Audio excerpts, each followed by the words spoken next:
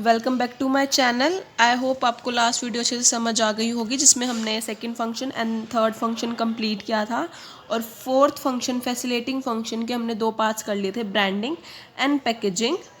आज हम third part start कर रहे हैं, वो जो कि है प्राइसिंग। आप देख ही रहे होंगे, स्क्रीन पर आ रहा होगा। तो ब्रांडिंग और पैकेजिंग के बारे में थोड़ा सा एक बार ब्रीफ ले लेते हैं ताकि थोड़ा सा करने में आसानी हो जाए। ब्रांडिंग एक ऐसा नाम, टर्म और सिंबल है और डिज़ाइन है जो हमें हेल्प करता है हमारे प्रोडक्ट को आइडेंटिफाई करने में, और जिसकी वजह से हम अपने प्रोडक्ट को ईजिली आइडेंटिफाई कर सकते हैं उन दोज कॉम्पिटिटर्स में जो डिफरेंट प्रोडक्ट्स प्रोड्यूस करते हैं अपना कंपटीशन कम करने के लिए। ठीक है। और पैकेजिंग एक ऐसा फॉर्मूला है जो हमारे प्रोडक्ट को रैप और कंटेन करता है, जिसकी वजह से जो कंज्यूमर है वो अट्रैक्ट होता है पैकेजिंग की वजह से, और जिसकी वजह से हमारा प्रोडक्ट प्रोटेक्टेड भी रहता है, प्राइस भी उसका बढ़ जाता है पैकेजिंग के बाद, और हमारा प्राइस स्टेबुलेशन में भी हमको काफ़ी ज़्यादा हेल्पफुल करता है और हमारा कन्वीनियंट भी हो जाता है हमें उसे हैंडल करने के लिए, पकड़ने के लिए। अब देखिए प्राइसिंग एक ऐसा फॉर्मूला है हमारे प्रोडक्ट को डिटरमाइन करने के लिए, जो कि प्राइस पॉलिसीज़ एक ऐसा इंपॉर्टेंट फैक्टर है जो हमें कंज्यूमर्स को सेल प्रोडक्ट का important factor for selling the product to the customer. एक ऐसा फैक्टर है जो कि हम कंज्यूमर को ईजिली हम अपने प्रोडक्ट को सेल कर सकते हैं, और ये हमें जो प्राइस पॉलिसी है वो हर एक कंज्यूमर को, हर ऑल टाइप के कंज्यूमर को अट्रैक्ट करती है। और जो प्राइस पॉलिसी है वो डायरेक्टली अफेक्ट होती है प्रॉफिट एलिमेंट से और उस फंक्शन को अप्लाई करने के लिए। अब क्या पता उस प्राइस है वो ज़्यादा हो और उसमें प्राइस एलिमेंट ना हो, तो काफ़ी दिक्कत हो जाए। हमें प्राइस को अच्छे से कंप्लीट मतलब इस तरह से हमें फिक्स करना पड़ता है जैसे उसमें हर किसी का प्रॉफिट आ जाए, होलसेलर का, रिटेलर का, यूनिट प्राइस, इंटरनेशनल प्राइजेज और रिसेल प्राइस, इन सब का। और जो प्राइस है वो कंपटीशन एक वेपन है कंपटीशन का। अगर जैसे फॉर एग्जांपल 4 दुकानें हैं एक ही प्रोडक्ट का, एक के पास 100 का, दूसरे के पास 110 का, एक के पास 105 का, और कोई 95 में दे रहा है, तो वो बहुत ज़्यादा डिफरेंस हो जाता है। पर उसमें क्वालिटी का और क्वांटिटी का भी फ़र्क हो सकता है। ठीक है। उसके बाद देखिए, कई बार हमें उस प्रोडक्ट से लॉस भी हो जाता है अगर हम अगर हम रॉन्ग प्राइस डिसीजन ले ले। अगर हमने वो प्राइस अच्छा नहीं रखा, गलत रख दिया, ज़्यादा हो गया, कम हो गया, तो हमें बहुत ही ज़्यादा बड़ा लॉस उठाना पड़ता है उस प्रोडक्ट को। ठीक है। जैसे कि cost of the product, services offered, profit margin desire, competitor prices, government policies, market policies, marketing objective, demand for the product, ये सब इंक्लूड करता है। और देखिए प्राइसिंग फंक्शन क्या क्या इंक्लूड करता है, pricing, discount, allows and terms of credit. ठीक है। उसके बाद है फाइनेंसिंग में क्या आएगा, ये finance is the life and blood of the all economic activities modern economic के अकॉर्डिंग।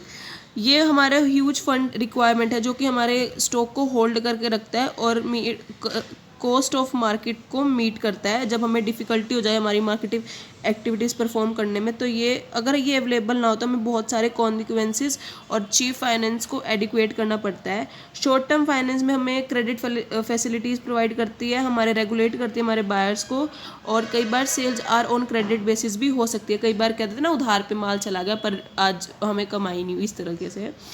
और डिपेंड होती है स्लोली, वो आपकी कैपिटल के ऊपर डिपेंड होती है। Financial management is lies with the finance department. जो मार्केट डिपार्टमेंट्स है वो अरेंज करते हैं अपने फाइनेंस को और अपनी मार्केट एक्टिविटीज़ को। अब देखिए क्या एक पॉइंट है इसमें मार्केटिंग का, दो वेज रखे हैं। By accepting advance from the wholesaler for supply of good, but it is only possible when there is a seller in the market. जब भी हम एडवांस कर सकते हैं होलसेलर का एक्सेप्ट, जब हमारे मार्केट में अवेलेबल हो सेलर का होना। ठीक है। सेकंड पॉइंट क्या है, फिक्स्ड डिपॉजिट हम तभी एक्सेप्ट कर सकते हैं जब कंपनी के पास एजेंसीज और ऑथोराइज डीलर हो। ह्यूज अमाउंट में हमें कलेक्ट करना पड़ता है। जैसे फॉर एग्जांपल हो गया यहाँ पे हिंदुस्तान लीवर लिमिटेड, मारुति उद्योग लिमिटेड, इस तरह से ये बिग कंपनीज है जो कि उनके पास ह्यूज डिपॉजिट होता है to write off selling their products, ठीक है। उसके बाद है एडवर्टीजमेंट। जो मॉडर्न एज है मार्केटिंग की वो एडवर्टाइजिंग है। बिना एडवर्टीजमेंट के हमारा प्रोडक्ट कम सेल होता है। जैसे आप देखते हैं टीवीज़ में ऐड आती हैं, इसकी वजह से हमारा कंज्यूमर हमारे प्रोडक्ट को बहुत अच्छे तरह जान पाता है। कंज्यूमर को हमारे न्यू प्रोडक्ट्स जो लॉन्च होते हैं इंडस्ट्रीज़ में, मार्केट में, उनके बारे में कोई नॉलेज नहीं होता है। अगर कोई विदाउट नॉलेज वो उस प्रोडक्ट की डिमांड भी नहीं करेंगे, तो हम उनकी डिमांड को बढ़ाने के लिए, उनकी अट्रैक्शंस को बढ़ाने के लिए और कंज्यूमर्स की नॉलेज के डालने के लिए हम एडवर्टीजमेंट करते हैं उन प्रोडक्ट्स की, जो कि हमें, और विद इनकी एडवर्टीजमेंट की हेल्प की वजह से जो उनका प्राइस और क्वालिटी और डिमांड होती है, परचेज ज़्यादा हो जाती है, उनकी सेल हो जाती है, ठीक है। Advertisement is needed for both consumer products and as well as industrial product. दोनों प्रोडक्ट्स के लिए बहुत ज़रूरी है और ये हमारी मार्केट शेयर को मेंटेन करके रखता है, ठीक है। जो मार्केट डिपार्टमेंट है वो, जो उनकी रिस्पॉन्सिबिलिटीज़ है, यही है कि वो अपनी रिस्पॉन्सिबिलिटीज़ को शेयर करते रहे मार्केट डिपार्टमेंट में। और जो डिसीजन होता है एडवर्टीजमेंट का, वो बजट, मैसेज, मीडिया सिलेक्शन, वो सब कौन देखता है? एडवर्टीजमेंट प्रोग्राम देखता है और सेल्स प्रमोशन देखता है। वो अपने फ्री सैम्पल्स और गिफ्ट्स भी डिस्ट्रीब्यूट करता है ताकि उनके प्रोडक्ट्स की ज़्यादा सेल हो, ठीक है। Advertisement have become an important function in the marketing. बहुत इंपॉर्टेंट फंक्शन हो चुका है हमारे आज के टाइम में मार्केटिंग का। फिर है रिस्क बेयरिंग। क्या है? बिजनेस, आपको पता है अगर बिजनेस कर रहे हो तो आपको ये सोचना कि आपको बिजनेस, आने वाले बिजनेस में बहुत सारे रिस्क भी उठाने पड़ सकते हैं। कोई भी अनसर्टेन हो, कोई भी मिस हैपनिंग हो जाए, आपको पता तो है ही बहुत सारे। तो क्या हो सकता है? Change in demand, change in product, ये सारे रिस्क बेयरिंग है आपके, देख लीजिए, बस आप इतना ही पढ़ लीजिए, बहुत रहेगा आपके लिए। Change in demand, change in fashion, fall in price, competition, new invention, change in the habit or taste of consumer, change in technology, losses for spoiling, depreciation, obsolescence, loss from fire, theft and accident और loss from natural calamities, ठीक है। ये सारे आपके eliminate करता है आपके risk को कम्प्लीटली। जैसे कि फायर हो गया, प्रॉपर प्लानिंग और फोरकास्टिंग के बिना आपको बहुत सारे रिस्क उठाने पड़ जाते हैं। और जब रिस्क आता है तो आपको चेंज किस में आता है? प्राइस, फैशन, डिमांड, टेक्नोलॉजी में भी होता है। और ये मिनिमाइज आपको कौन कर सकता है? सिर्फ मार्केट रिसर्च ही आपके ये सब कर सकते हो। तो आपको मतलब साइड बाय साइड आपको मार्केट रिसर्च भी करना चाहिए ताकि आप इन सारी रिस्क बेयरिंग को अपना कम कर सको, ठीक है। एक लास्ट पॉइंट रह गया इस फंक्शन का, देखिए, आफ्टर सेल सर्विसेज। क्या मतलब है? जब आप कोई भी आपके पास होता है, जैसे कि आफ्टर सेल सर्विसेज क्या क्या है? Home delivery, guarantee, warranty, free repairing service and financing facilities. ये दे दीजिए, आपका product standard, improve the standard of marketing functions. ये आपको बहुत अच्छे से इम्प्रूव कर देगा, ठीक है। अब देखिए इंपॉर्टेंस क्या है। इंपॉर्टेंस भी काफ़ी सारे सेक्शंस में दी हुई है। Importance of marketing to various section of the society as a business function और इन द इकोनॉमिक डेवलपमेंट। बहुत, जैसे कि मैंने बताया, scope of marketing is very high और जो force for rapid economic development है वो बहुत ज़्यादा बढ़ती जा रही है, ठीक है। अब देख लीजिए, जो मार्केट है वो एक डोमिनेंट रोल प्ले करती है आपकी इकोनॉमिक में, जिसमें एक्सपेंडिंग और improve the standard of products, उनके स्टैंडर्ड, अपने प्रोडक्ट्स को बढ़ाती है। और कैपिटल फॉर्मेशन का एक इम्पॉर्टेंट रोल भी प्ले करती है, ठीक है। देखिए, सबसे पहले देखिए importance of marketing for different section in the society. सबसे पहले है फर्म और मैन्युफैक्चरर्स के अकॉर्डिंग। देखिए क्या है, helpful in business planning and decision making. मैंने आपको ऑलरेडी ये चीज़ बता चुकी हूँ। आपको मार्केट प्लान, जो मार्केट है, क्या आपको बिजनेस प्लान करने में और डिसीजन लेने में बहुत ज़्यादा हेल्प करती है कि आपको क्या, what to produce, whom to produce, how much to produce. आप इन सबको स्टडी करने के बिना आप इन सबको नहीं कर सकते हो, ठीक है।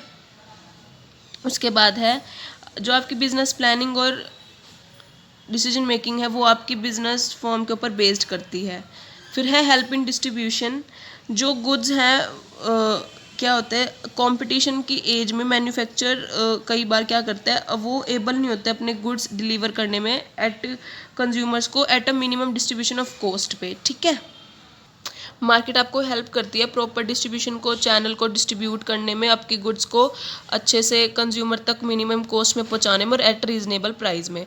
फिर है हेल्प इन इंक्रीजिंग प्रॉफिट, आपको हेल्प आपकी प्रॉफिट को इंक्रीज क्रिएट करने में, डिमांड क्रिएट करने में, एडवर्टीजमेंट के थ्रू, सेल्स प्रमोशन के थ्रू काफ़ी हेल्प करती है, इसकी वजह से सेलिंग रिड्यूस हो जाती है और डिस्ट्रीब्यूशन कॉस्ट भी। ठीक है, उसके बाद है helpful in communication between firm and society, आपको बहुत ज़्यादा हेल्प करती है कम्युनिकेट करने में किसी फर्म के साथ और सोसाइटी के साथ, ताकि जो मैन्युफैक्चरर और कंज्यूमर है वो एक दूसरे से बहुत दूर दूर बैठे हैं बट वो इफ़ेक्टिवली कम्युनिकेट कर सकते हैं थ्रू प्रोडक्ट्स एंड सर्विसेज के थ्रू, और हमें कंज्यूमर बिहेवियर को साइड बाय मार्केट की इन्फॉर्मेशन रिगार्ड करती नहीं है और हमें अपने फर्म में चेंजेस लाते रहने चाहिए। ठीक है, अब है कंज्यूमर्स के अकॉर्डिंग, देखिए इंक्रीज इन कंज्यूमर सेटिस्फेक्शन, आपको पता है हमारी मॉडर्न मार्केट कंज्यूमर ओरिएंटेशन है और जिसकी वजह से जो मार्केट का कंसंट्रेशन है हमारे कंज्यूमर की नीड्स और वांट्स पे होना चाहिए, और जो गुड्स प्रोड्यूस होते हैं वो according to needs and taste होते हैं कंज्यूमर के, जो कि हमारे कंज्यूमर सेटिस्फेक्शन को इंक्रीज करते हैं।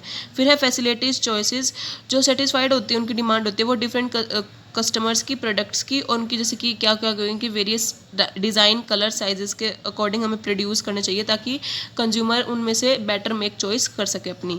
फिर है इंक्रीज इन नॉलेज, हमें वेरियस सेल्स ऑफ प्रमोशन होनी चाहिए जैसे कि advertisement, publicity, salesmanships, communication, media, information, इनके थ्रू हमें अपने प्रोडक्ट्स को करना चाहिए ताकि जो हमारे प्रोडक्ट्स की हैं वो सबकी नॉलेज में, उनकी नॉलेज इंक्रीज होती बाय डे हमारे प्रोडक्ट्स के रिलेटेड। फिर है प्रोवाइडिंग गुड क्वालिटी प्रोडक्ट्स, हमें हमारे कंपनीज़ को गुड प्रोडक्ट प्रोड्यूस करने चाहिए ताकि जो हमारे प्रोडक्ट्स की क्वालिटी है वो भी इम्प्रूव हो और हमारे कंज्यूमर का टेस्ट भी बेटर हो और रीज़नेबल प्राइस भी हो। फिर है प्राइस स्टेबलाइजेशन, कई बार क्या हो जाती है जो डिमांड और सप्लाई होती है वो इक्वल नहीं हो पाती, कई बार प्राइस ज़्यादा हो जाता है तो डिमांड कम हो जाती है, इस वजह से तो हमें उनको स्टेबलाइज करके ही चलना चाहिए। ठीक है, फिर है increase in standard of living, जो कस्टमर की नीड है वो आज के टाइम प्रायर है और हमें कंज्यूमर के टेस्ट को सेटिस्फाई करने के अकॉर्डिंग तो हमें उनकी ब्रांडिंग पैकेजिंग इस तरह से करनी चाहिए ताकि वो उनका स्टैंडर्ड ऑफ लिविंग भी बढ़ा सके और उन्हें जो उनकी फ्रीडम और सर्विसेज है उन्हें फ्रीडम ऑफ चॉइस मिल सके। ठीक है, अब सोसाइटी के अकॉर्डिंग क्या है, हमें अपनी पब्लिक की ओपिनियन भी लेनी चाहिए। ठीक है, और हमें उन्हें एक मार्केट एक ऐसा टूल है जो इम्प्लीमेंट करता है हमारी नेशनल पॉलिसीज़ को। ठीक है, अब उसके बाद है प्रोवाइड एम्प्लॉयमेंट, हमें एम्प्लॉयमेंट भी प्रोवाइड करना चाहिए as a source, people are मतलब बहुत सारी डिफरेंट एक्टिविटीज़ है, स्टोरेज, ट्रांसपोर्टेशन, पैकेजिंग वगैरह इस तरीके से। ठीक है, फिर है इंक्रीज इन नेशनल इनकम, जब गुड प्रोड्यूस होते हैं वेरियस वेराइटीज़ के तो वो नीड्स और कंज्यूमर्स को टेस्ट को सेटिस्फाई करते हैं, ये सारा उनकी डिमांड में होता है और ओवरऑल डिमांड अगर इंक्रीज़ होगी तो जो हमारी प्रोडक्ट एक्टिविटीज़ है वो भी कंट्री में होंगी और जो हमारी नेशनल इनकम है वो भी बढ़ जाएगी। फिर है reduction in different distribution cost, हमें हमारी जो डिस्ट्रीब्यूशन कॉस्ट है उसको मिनिमाइज़ करना चाहिए ताकि जो गुड्स अवेलेबल हैं कंज्यूमर्स के लिए वो एक एट द कॉम्पिटिटिव प्राइस हो और उन्हें बेनिफिट हो हमारे कंज्यूमर्स को। फिर है प्रोटेक्शन फ्रॉम डिप्रेशन, जो प्रोटेक्शन द इकोनॉमी है वो एक एज डिप्रेशन है, हमारी मार्केट हेल्प करती है न्यू प्रोडक्ट्स मार्केट डेवलप करने में, कंज्यूमर ओरिएंटेशन में जो क्वालिटी ऑफ गुड्स है वो इम्प्रूव होनी चाहिए और हमें सजेटिव अल्टरनेटिव यूजेस ऑफ प्रोडक्ट्स मिलते रहने चाहिए। ठीक है, आज के लिए बस इतना ही, नेक्स्ट वीडियो में हम इस चैप्टर को कंप्लीट कर लेंगे, मेरी कोशिश यही रहेगी, मैं ज़्यादा वीडियोज़ मत बनाऊँ क्योंकि बहुत लंबा होगा, आई थिंक ऑलरेडी 5-6 वीडियोज़ हो चुकी हैं। सो मिलते हैं बहुत जल्दी न्यू वीडियो के साथ। आई होप आपको ये वीडियो समझ आ गई होगी और बहुत जल्दी मिलते हैं। Thank you, have a nice day. Video को लाइक, शेयर, कमेंट कर देना और प्लीज़ चैनल को सब्सक्राइब करना मत भूलना।